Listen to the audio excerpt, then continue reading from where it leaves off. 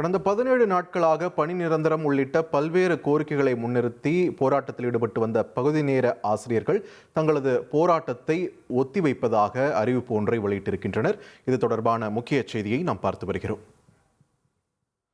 பகுதி நேர ஆசிரியர்கள் தங்களுடைய பணி நிரந்தரம் செய்ய வேண்டும் என்பது உள்ளிட்ட பல்வேறு கோரிக்கைகளை முன்னிறுத்தி 17 நாட்களாக போராட்டத்தில் ஈடுபட்டு வந்தனர்.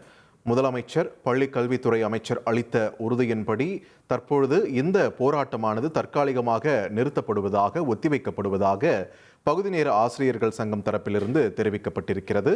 தங்களுக்கு பாதகம் இல்லாத அரசாணை வரும் என்ற நம்பிக்கையில் தற்காலிகமாக இந்த போராட்டத்தை நிறுத்துவதாகவும் பகுதி நேர ஆசிரியர்கள் சங்கத்தினர் தரப்பிலிருந்து தெரிவிக்கப்பட்டிருக்கிறது. இந்நிலையில் கடந்த 17 நாட்களாக தொடர்ந்து நீடித்து வந்த இந்த போராட்டமானது தற்பொழுது தற்காலிகமாக ஒரு முடிவிற்கு வந்திருக்கிறது.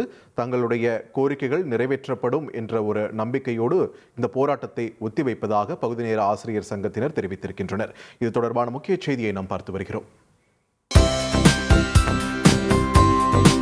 தந்தி டிவியை உங்கள் கேபிள் டிவி ஆபரேட்டரிடம் இலவசமாக கேட்டு பெறுங்கள்.